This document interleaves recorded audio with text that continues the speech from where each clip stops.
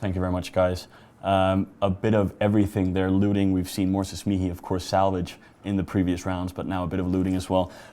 If we're to take conventional wisdom, and this is an area, of course, that I've learned to master over these weeks, conventional wisdom would dictate that if two teams have a logistics ship that is repping, the first team to lose their logistics ship will typically lose the match.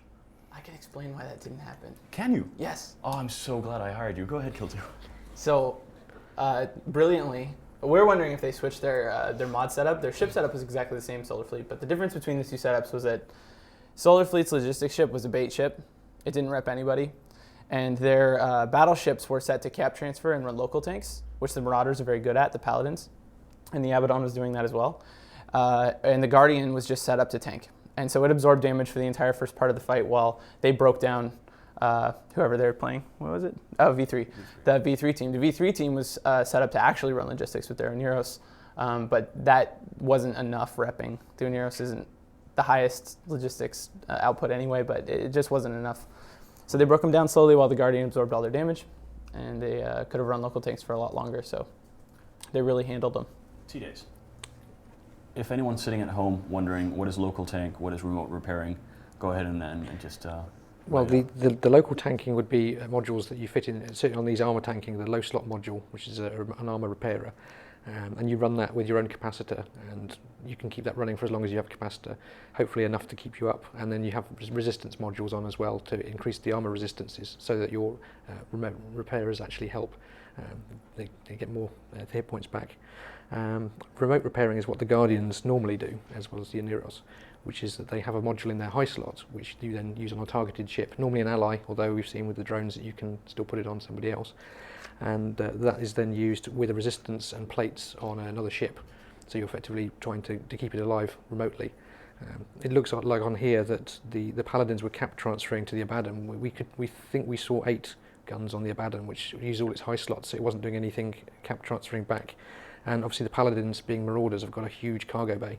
And with Navy cap boosters, you can fit quite a few in there and keep the tanks running as well as the guns. Yeah. So, 4P, you were obviously involved in getting EVE on Steam.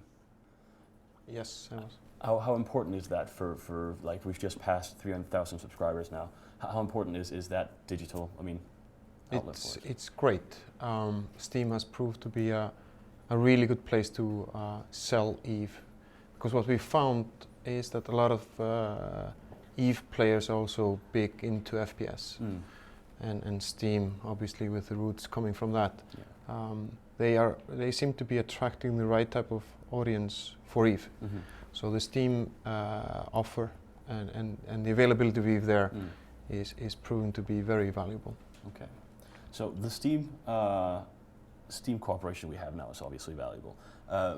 What else do we have coming up? Do we have any other people we're looking at partnering with?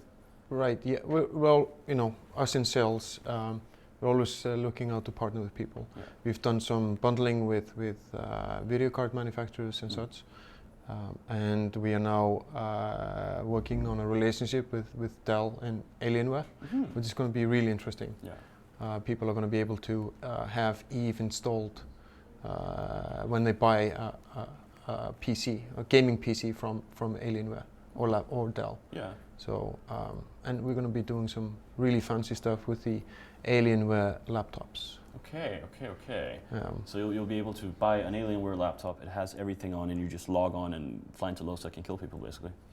Hopefully. Oh. Well, you might not do that in the first few months. No. That might be a bad idea. You'll fly out and die. Yeah, you will. Yeah. Yeah. Instead of the dumb alien on the back, are they going to put like a Minmatar logo or something? I think they want to keep their logo on their PCs. Yeah. You should talk to them about that. There's better options. I'll call Mr. Dell in 2 minutes. Okay. Otherwise, you can call them up, Kill2, and go. Maybe we can both call. We have some issues here. Anyway, guys, we have another match coming up. Surprisingly, Cult of War versus Pandemic Legion. Pandemic Legion having lost V3, of course, now wanting to pass Cult of War to fight. They could potentially fight Blanket Men or Cry Havoc. Anyway, predictions. Well, obviously been wrong both times so far, so I'm going to pick Pandemic Legion, and we'll see what happens. Yeah, I picked PL for the tournament, so I'm going to stick with them, even though I like Cult of War a lot too. Well, my picking team curse has obviously been lifted, Yeah. so I'm gonna pick Cult of War. Oh, risky. Yeah, I think It's I'm not gonna risky; they're gonna win. That's a I fair need that prediction. $10 to buy a car. You can buy a car in Iceland for $10 now. Yeah, No one told me I'm this. going to put my money on Peel simply because they are a very, very good team. Anyway, let's watch the match.